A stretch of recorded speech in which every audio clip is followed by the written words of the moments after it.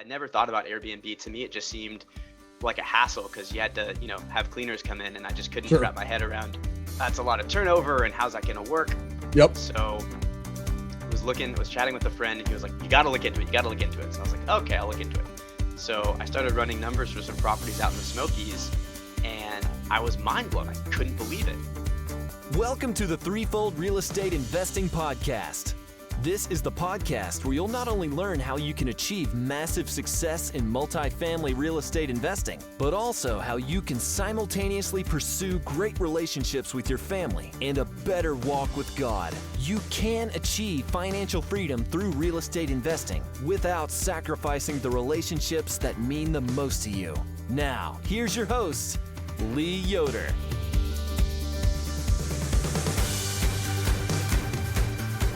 Welcome back, Threefold listeners. I hope you're having a great week. Today, Jeff Albaum is joining us from Austin, Texas. Jeff and I have gotten to know each other a little bit over the past few months. He's more into Airbnbs. That's what he's got going on right now, but very into multifamily as well. So we're going to kind of hit on both today. Jeff graduated from Cal Poly as an engineer. Did that for a little while, but became really interested in real estate and was able to work his way into doing it now full time. So know some of you are interested in doing that yourself. So we're going to find out how Jeff did it, how, why, all that. First of all, Jeff, welcome to the show. Thanks so much for joining us today. Hey, Lee, thanks so much for having me. Happy to be here. Yeah, man. So hey, Jeff, take us all the way back. We know you're an engineer, but kind of tell us a little bit about what you were doing as an engineer, like what your life looked like, and then what got you interested in real estate? What planted that seed? What got you started? Yeah, for sure.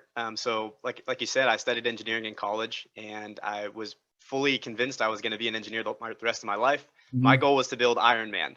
That was what I wanted to do. I wanted to build the Iron Man suit. And so I was like, I got to study engineering, learn how to do it.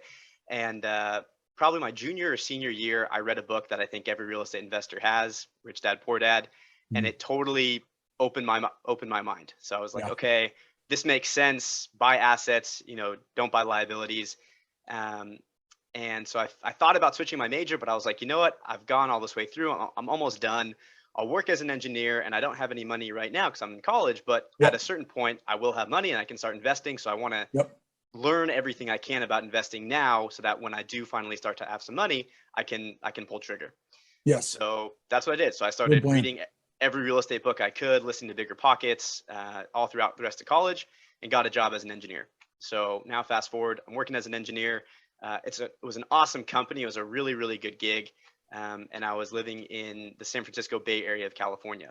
So cost of living is obviously super high, but because of that, wages tend to be higher.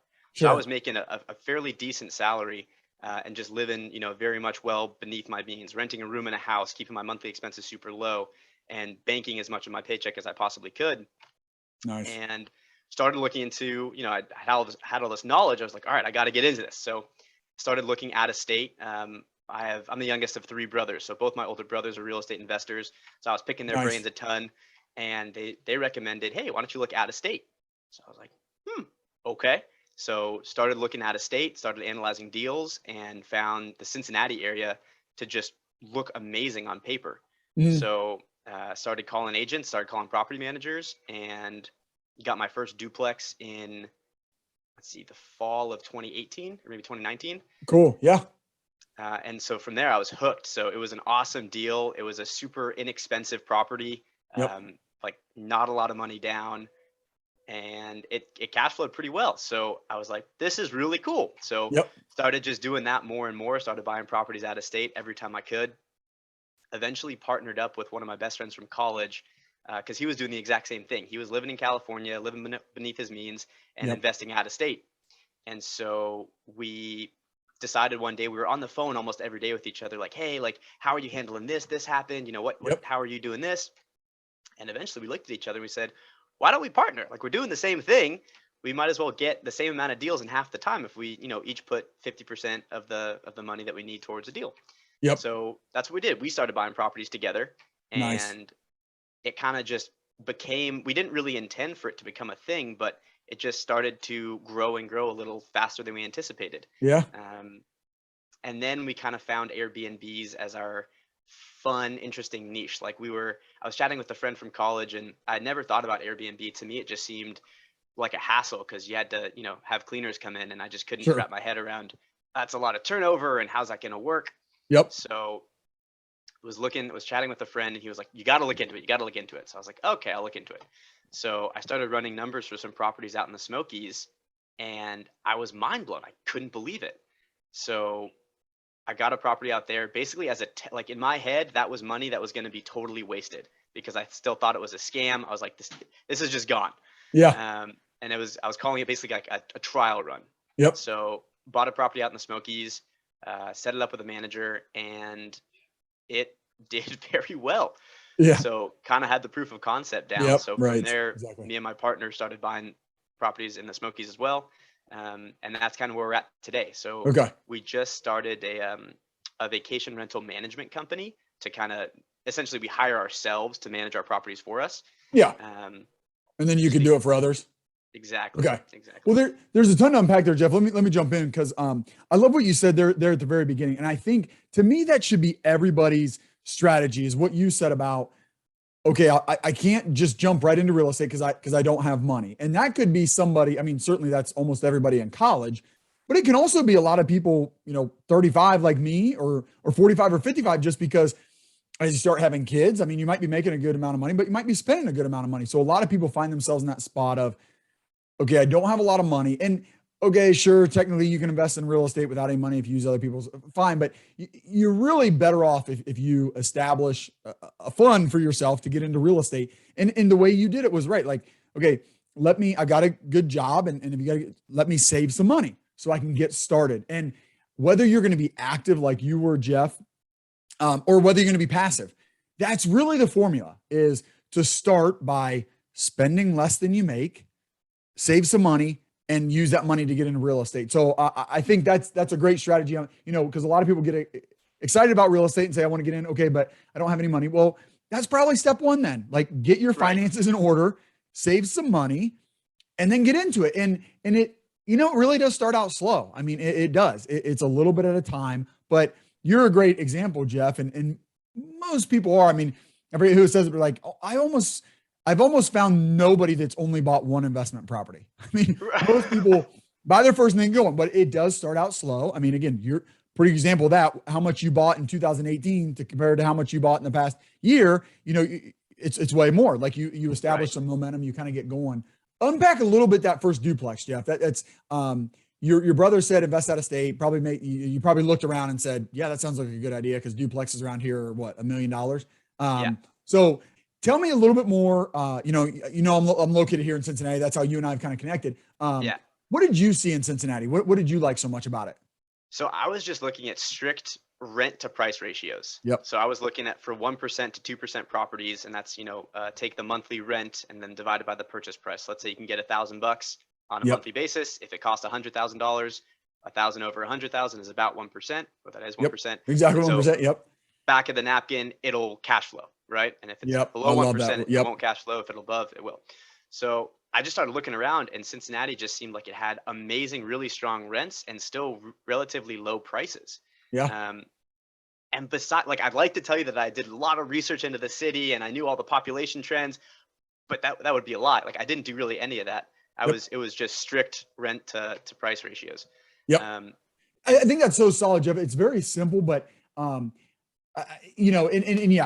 my advice would be to get more information, sure, and do all that. But at the same time, I think probably more people wait to get too much information than people that get burned because they didn't have enough information. I think it's vastly weighted toward people that you probably had enough information and you didn't do anything versus, hey, you probably should have got more. I think usually the risk is in doing nothing because two reasons. One, that metric that you said, it's not it works every time, but I think it's a very good start. If you are getting 1% per month, so just like Jeff laid out there, if you're going to buy something for $100,000 and you need to look around a little bit. Am I sure I can get 1,000? Maybe, are they already getting 1,000? Then why can't I get 1,000 if they already, so if you're sure you can get 1,000 and you're buying 100,000, I think it's a pretty safe investment because even if you stop getting 1,000, even if expenses are a little bit higher, if you have some reserves, even if it doesn't do great, you're not going to lose the property. You're going to do okay. You might not kill it, but I think you're going to be pretty safe. So I think you're better off kind of jumping in and getting started. So I love that. I'm a little bit like you, Jeff, as I've grown, and I'm sure you've done this as well. As you grow, you learn more and you get more metrics, but I kind of started the same way. Like you get enough and you just got to jump in. So obviously that property did well for you though. You got a couple more. Tell me kind of about that as you're starting to learn more, starting to cash flow more, starting to build this portfolio. What was that process like? Yeah. So that was a first introduction of how spreadsheets can lie.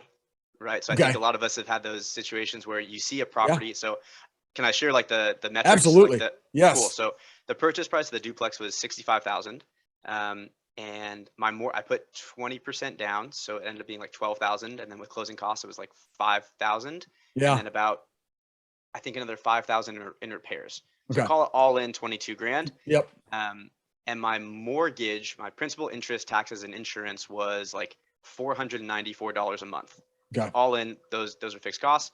Each side rented for about $700. So I was stoked. Yeah, over. You're like over 2%. You're 2% here. Yep. Right. So I thought I was the biggest genius ever, and I was like, I've cracked the code. This is awesome. Not realizing that, why the property cost $65,000. Yep. It was an older building. There was a lot of deferred maintenance. And so there were a lot of months that I was not cash flowing. I was negatively cash flowing. Mm-hmm. And I built in reserves. So I'm a very conservative investor when it comes to having reserves. And so it wasn't like I had put, that wasn't all the cash that I had. Thank goodness. Right. Because even after those improvements, there was still a lot of maintenance that needed to happen. So, most months I was happy if I broke even. If I got a check back from the property manager, I was over the moon. But that was the first introduction of like, man, spreadsheets can lie. Like it's not, and coming as an engineer, that was a new concept to me. Because the lie there, Jeff, was that you were buying the property for 65 because you really weren't, right? Like, because it was going to cost, whatever, 20, 30, you really weren't buying it for 65 because you were going to have to put money into it. So it was kind of like your input was incorrect into the spreadsheet. Exactly. Right. Exactly. So tell me how'd that end up, Jeff? You put more into it, but eventually you got that deferred maintenance kind of caught up and then it started cash flowing better. It started cash flowing better. It never got to a point where it wasn't a headache for me. So I bought a couple other properties and then got to a point where I looked back on the previous, I think it was like 2 years, and just realized that, okay, all in all, at the end of the day, I'm making a little bit of money off this, but the headspace it's occupying is just too much. Yep. So we made the decision to sell it. Because everyone's looked really smart in the last couple of years if you're in real estate. So I don't want to sit here and say that, oh, we made it so the market helped us out a ton. Yep. But we were able to sell it for so we sold it and then 1031 exchanged into a cabin in the Smokies. Nice. Yeah, the 1031 is so powerful. And that's one real benefit of being on the active side and doing it yourself or with maybe one or two other people that you can do the 1031. It's harder to do with like syndication. It's the more people you get into it, but that's awesome. And just for people that haven't heard of that term yet, Jeff, tell us what the 1031 means. Yeah, what that did for you. So basically, normally, if let's say you buy a house for $100,000 and then you go and sell it a couple years later and you sell it for $200,000, so you've made a profit of $100,000, right? The difference between 200 and 100. So under normal circumstances, you'd be taxed on that $100,000 as either long-term or short-term capital gains, depending on how long you've held the property, which can be very high. So you think you're getting a profit of $100,000, but you have to send a big check to the government, and so you make a lot less than that. So what a 1031 exchange does is you say, okay, I'm going to go and sell this property for $200,000, and instead of taking a check for the profit, I'm going to go reinvest the entirety of the proceeds into a new property. And what that allows you to do is you can defer that tax payment. So now you can take that full $100,000 profit that you made and invest it directly into a new property without paying any taxes at that time. Jeff, and you also, let's say you were into that duplex. Let's say you were into it for 40 by the time you were done. Yeah. So you have 40 into it. You make $100,000 in profit. Do you have to put the full 140 into the next or just the 100? So we put the entire 140 into it. I don't think it does have to be the entirety. I think you can break it up and then whatever. So in this example, let's say you did 100 out of the 140, you would be taxed on that 40. But okay, that's what I was going to say. Yeah. So you do have to put it all in. That's what I thought. whatever you have into the property, that and your profit you have to put in if you want to defer. But yeah, you could say, Right. hey, I'm just going to take this much, then you're taxed on the rest. Right. Right. One thing I love about that, Jeff, it helps you not go spend your profit. So it helps you get that snowball going, because it kind of forces you like, well, shoot, I've got 140 that I could just take 30 of it and go buy a car. But I guess I'll take the full 440, but that's powerful when you take 140,000 and put it into your next property, right? I mean, you can 1000%. really build a nice portfolio quickly. 1000%. What was, I guess, kind of the height of your portfolio, Jeff, when you maybe had bought a few others, you and a partner? What did your portfolio look like? And are all of these? I know you bought the Airbnbs and down around the Smokies, 5-6 hours south of Cincinnati. Was the rest of your portfolio in Cincinnati? Was your multifamily stuff in Cincinnati, or? Yeah, so all the residential multifamily, it was in Cincinnati and then northern Kentucky, so Covington area. A couple, one in Ludlow. So yeah, northern Kentucky and southern Ohio.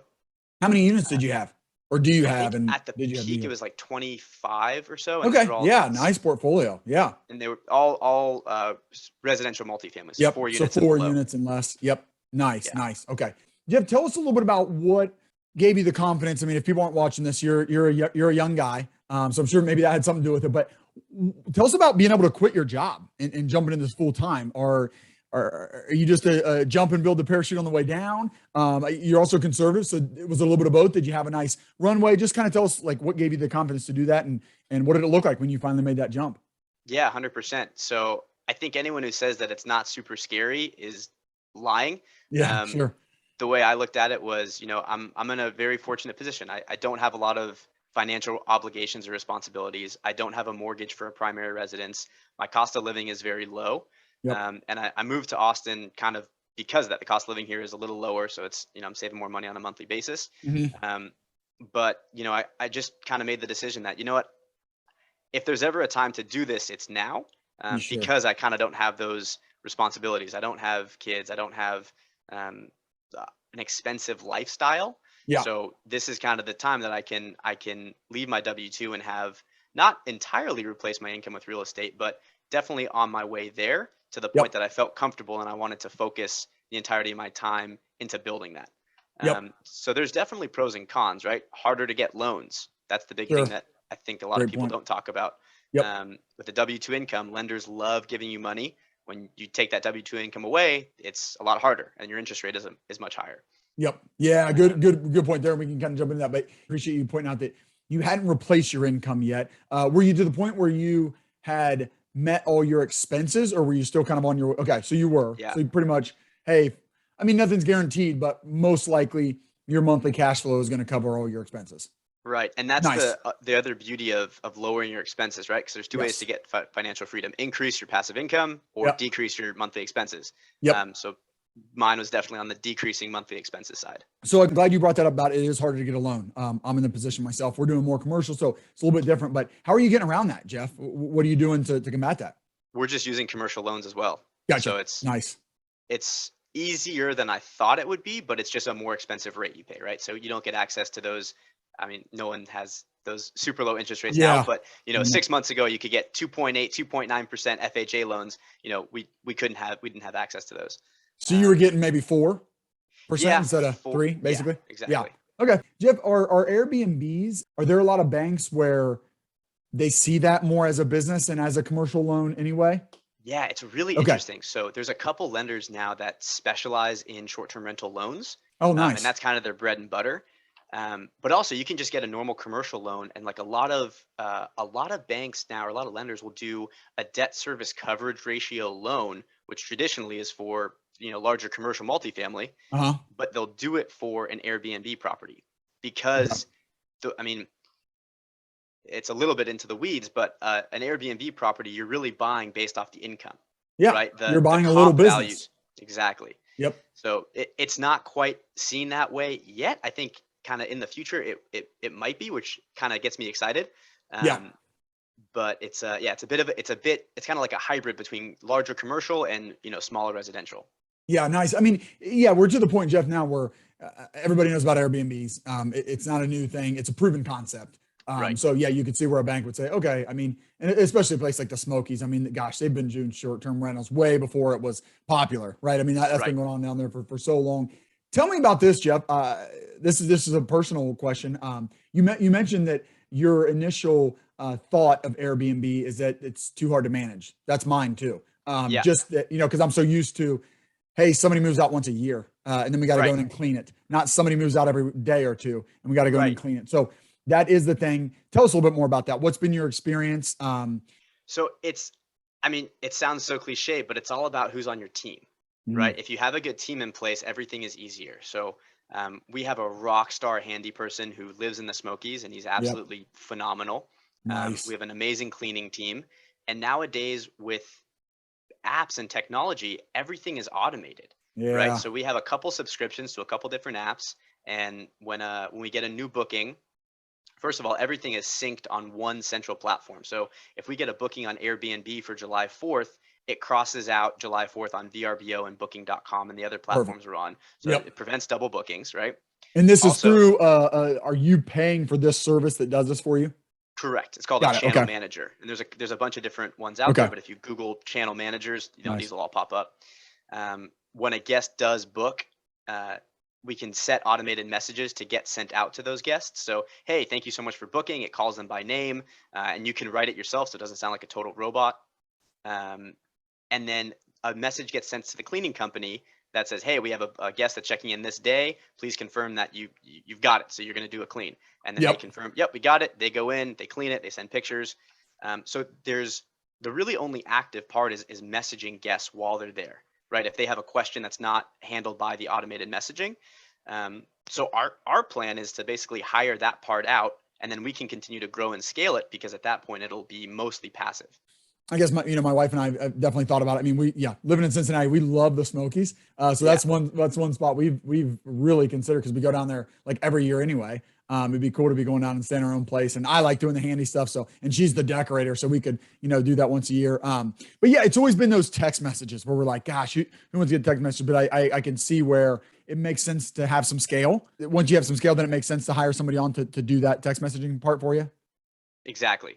As far as where to get an Airbnb, I would imagine, to me, a place like the Smokies makes sense, because again, it's been going on there for so long. I would imagine, as far as finding those maintenance and the cleaners, like that's easier because there's so many of them there. Do you agree with that? And does that make you kind of like, hey, I only want to buy like in the Smokies, and I'm going to name Midwest places because it's what I'm used to, but like Myrtle Beach and just some of the other places, a lot of people go up to Lake Michigan and there's spots there. Is that where you'd want to buy, or would you like, no, man, you could do it anywhere. You're always going to be able to find a cleaner, and I could buy out in the middle of nowhere, Tennessee, if people are going to go there? It's a great question. Truthfully, I'm not sure. Okay. I think you can make a case for both. I think there's a lot of data that points to these kind of regional vacation markets. Your Destin, Florida's, Smoky Mountains, Joshua Tree, California, maybe even there's 1,000 of them. Sure. Yep. Right. Yep. So I think those to me make more sense than kind of your niche markets that are kind of smaller towns. I could be totally wrong, right? So take everything I say with a grain of salt, but to me, it makes more sense having a proven track record, knowing people like going there, and whatever happens, we're talking about recession, right? Like the economy's slowing down, are people going to be taking vacations less? Yeah, maybe.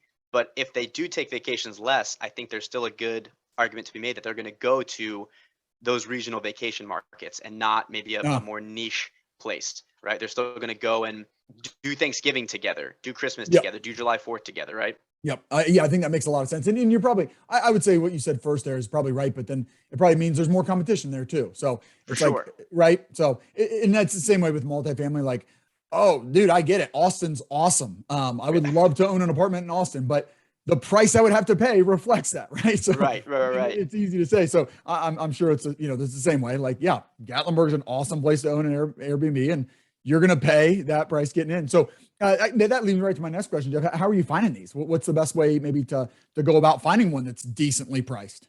For sure. So we've kind of done the full gamut of it. So we have 3 out there right now. Nice. The first one I got was just straight on the market, no worries, and it was with an agent that I absolutely love. She's amazing. She's super easy to work with and super communicative, which I very much appreciate. Yeah. And so that was kind of before. I mean, the Smokies have always been kind of hot, but this was in 2020, so it was a little less. It wasn't as crazy. Yes. The second one we got was with that same agent, but it was in escrow. And so she had called us and said, hey, I have this property. It's about to fall out of contract. Do you want it? Is this something you'd be Nice. interested in? Yep. So everyone always says real estate's a relationship business, Yep. right? So we were super lucky because she thought to call us, and that was the luck of the draw on our part. And then the third one we got was off market. So we set up a cold calling campaign, and we cold called probably 1,000 different property owners, and one finally said yes. We've kind of done everything. I think looking back, if we were to do it again, the time it took to call the off market properties was pretty intensive. So I think holistically, on the market is just the most efficient way to do it. Sure, you're going to pay a little bit of a premium, but the amount of money you save and the amount of work that you don't have to do is, I think, worth it. Let's do a little bit of a transition. I love talking to Airbnbs. We mostly focus on multifamily. What would you say are some of the differences, Jeff? And are you kind of all in on Airbnb now, going to build out the portfolio? Are you still interested in multifamily? Tell me kind of where you've done both. So what are some of the benefits of each, and going forward, what do you see yourself doing? Yeah, absolutely. So I really like Airbnb. I really like the model. I really like the cash flow that it provides. Like you think of Airbnb, it's typically a higher cash flow asset class, right? So I really like that aspect. I don't really like being all in on one thing. It just it kind of scares me. But at the same time, I understand like you need to kind of focus on one thing and make that your niche. So I really have developed an interest in larger multifamily. This past weekend, I was at the Multifamily Investor Nation conference in Charlotte, North Carolina. And just got really fired up about, bigger multifamily and these, meeting people who were, buying 100+ unit complex. I was like, man, that's cool. And then obviously like following you and getting to know you more the last couple of months, like seeing what you guys are doing. And it's like, it's really cool to see. And so I'm very interested in learning more, getting more knowledge in that asset class, and kind of developing a better understanding to hopefully start doing deals in the larger multifamily space myself. Yeah, I think I'm kind of like you, because I would like to eventually do an Airbnb actively, but there's other asset classes like self-storage that I think, man, that's a great investment class. I've had guys talk on like, that's great, but I think you kind of said it right. Like I want to diversify, but I also, there's a lot of power in having a good focus. So if you and your partner focus on Airbnb, I think you guys should stay pretty focused on that. Especially the more you get it going, it doesn't mean you can't divert your attention a little bit. But I think one great way to do it is just invest passively, because now you're diversifying, but you're not losing your focus on what you're, really driving as your active business. Yeah, that's a super good point.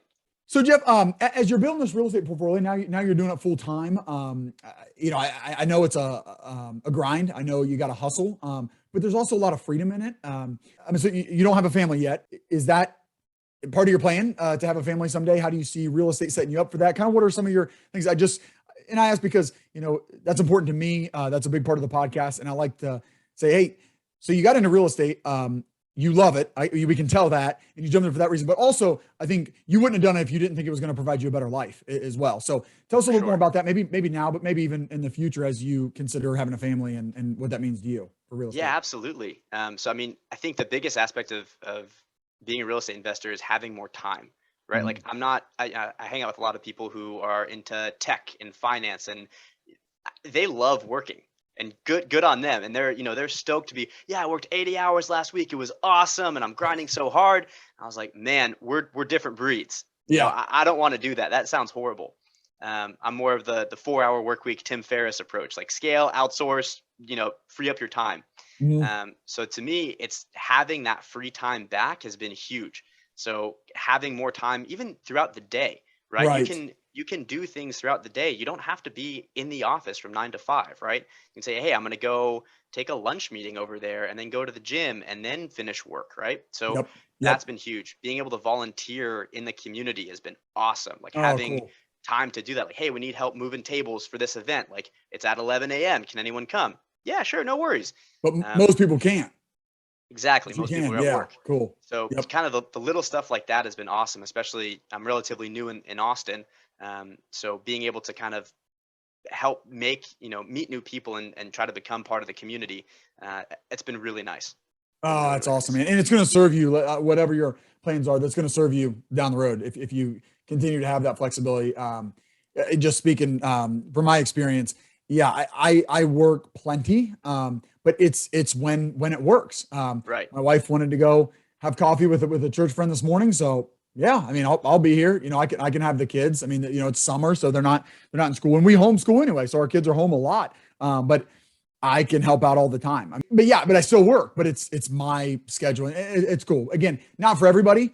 There's some people that like having that schedule. And when you're an entrepreneur, no one's paying you, Jeff, either. You gotta make it happen. So, there's times like I could do whatever I want today, but if I want to get paid, you got to do it. And yeah. To your point there, that's kind of the main goal, right? Is to be able to, like, I don't know. I like I said, I don't have kids, but I really want to be, the dad that's showing up to every game and going to every practice and being very involved. I'm curious to hear your thoughts as a father. Yeah, what I would say about that, Jeff, it's cool that you're getting set up now, because where I think people kind of get it wrong is they often think, you mentioned the games. I'm right there with you. I mean, I coach my kids' teams and stuff like that, and it's so much fun, and it's so valuable. And then we get to be in the community, kind of things like you said. I love that part of it as well.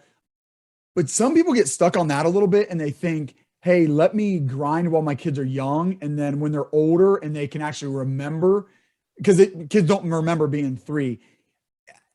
Sociology, and from what I read, doesn't really back that up. When your kids are young, that's when they need you. And this isn't that popular today, but like, fathers have so much to do with how their kids turn out. I would say if my kids only had me or my wife, they definitely should have my wife. They would be much better off with her. But there's so much research that says it's so important. And there's things that my wife can just never pass on to our kids like a father can. It's so important. I mean, the statistics on having a father present and active in the home, I mean, I think you're 2 times more likely to drop out or to go to jail, especially young boys, if the father's not present. And so it's so important. And I'm saying way too much, but yes, being present when your kids are young, especially, I think is so important. And I think some people miss that. Like, man, I got to hustle now. And then I can provide my family this great life because we'll have this money, and then I'll go to their games. You really need to be present when they're young. So yeah, I love that you're going to be in a position to be able to do that. You're absolutely right.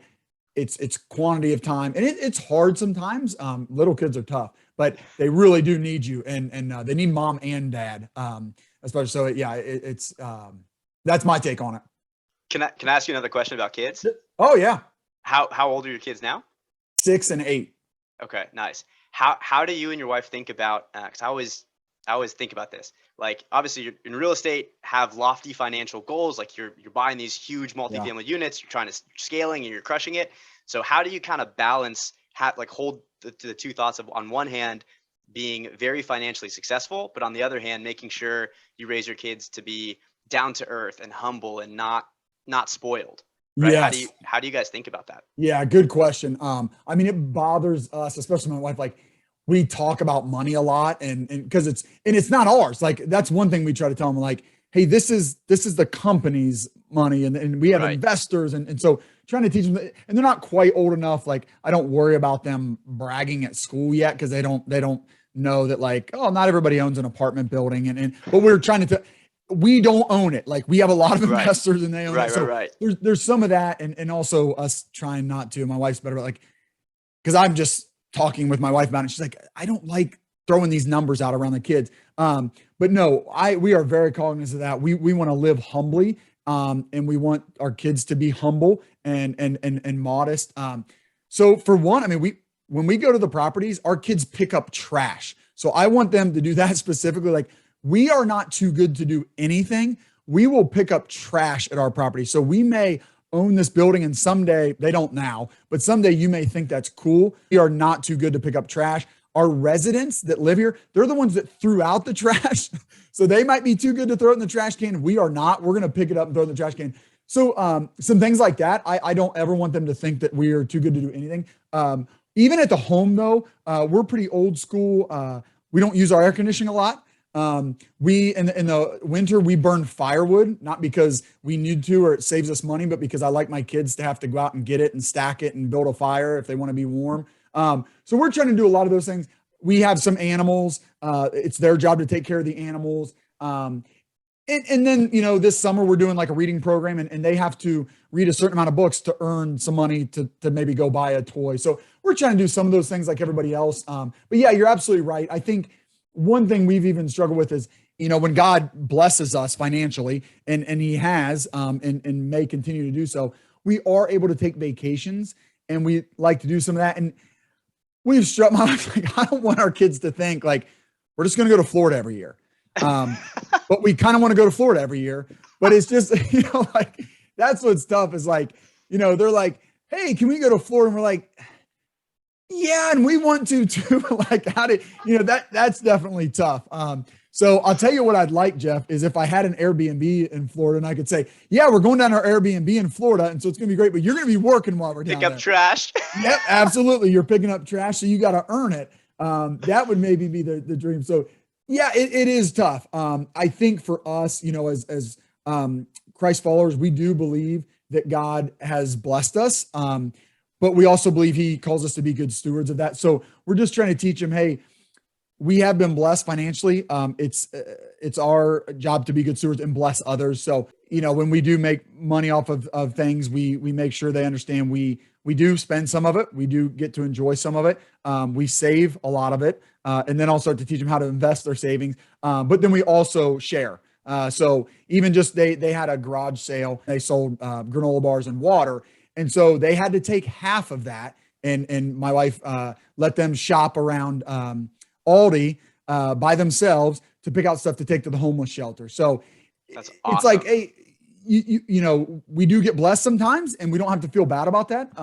But we are called to share it. So that was a lot. You didn't ask for all that. It is difficult. No, I love it. Yeah, I love it. It's absolutely difficult. I would say, Jeff, you and your spouse will want to continue talking about that, and right. you're going to learn as you go. But well, cool, man. Well, hey, Jeff, before I let you go, I always like to kind of sum it up and ask, what do you think, as you're getting going, maybe it's specific to Airbnb, maybe not, but what do you think is the key ingredient to being a successful real estate investor? Oh man, I think just always staying, I don't want to say staying hungry necessarily, but maybe surrounding yourself with people who are better than you. I think if you're the average of the 5 people you associate with most, right? So ensuring that those people are all way better than you, and then you're going to kind of come up, and then kind of taking a step back every now and again and realizing like, hey, maybe I've come, like I struggle with this all the time, right? Like I always say, oh, I don't know anything. And then someone will ask me a question, I'm like, oh, I know the answer to that. And like you'll start helping people out. And so turning around and helping people who are, getting started on the journey after you, helping them get to where you are, but then also kind of being around people who are way better. So I think that seems to be, for whatever reason, I don't know, unique to real estate investing, but the community within real estate investing is so focused on adding value to so many people, right? Like everyone is so generous with their time and their ideas, and they're always willing to sit and, I mean, like that's how we met, right? Like we were just chatting, we were on the phone, and it was so cool. Like we were helping each other out, and it's awesome. And now we're friends. We get to trade, multifamily and Airbnb ideas back and forth. So it's such a cool community. Yeah, I agree with you. It's that abundance mentality, right? Like, it just seems, I don't know, for whatever reason, real estate investing lends itself to that or something, because it does seem like most people have that. Right. 100%. So I don't know if we're a cult, we might be, but it seems like a pretty cool one. Yeah, absolutely. I'm going to agree with you there. Well, hey, a little spin on that question. So what do you think, while you're being a successful real estate investor, hopefully, what's maybe a hack or something? What do you think is a key ingredient to, for you, it's not, being a good husband or a good dad yet, but maybe just leading a successful life, like being successful outside of real estate while you're trying to have success within it. Yeah, 100%. I'm very big into, personal health and development. So I really enjoy, like outside of real estate, just reading about figures in history. Like I really like autobiographies and biographies. Oh, cool. Yeah. Like kind of businessy books. Yep. But also just trying to just be a interesting person, be interested in people. And I'm lucky that comes naturally to me. So I really get a lot of enjoyment from talking to people and learning about where they come from and what they're interested in, and, what they like to do on a normal day. And just trying to kind of be well-rounded and learn from people. I'm like, oh, that's really cool. Like, can I do that with you? And then you learn a new skill and a new hobby, So I love that. Yeah. That's a fulfilling life, man, to do that kind of stuff. Along those lines, I always like to ask for a book recommendation. Maybe it's one of those autobiographies or maybe something else, whether it's real estate related, Airbnb related. What's something you've read recently that you would recommend myself and my listeners read? Yeah, I just finished Sam Walton's book. Okay. It was an so he's the founder of Walmart. Yep.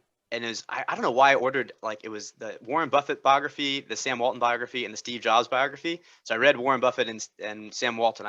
Steve Jobs is next. Yeah.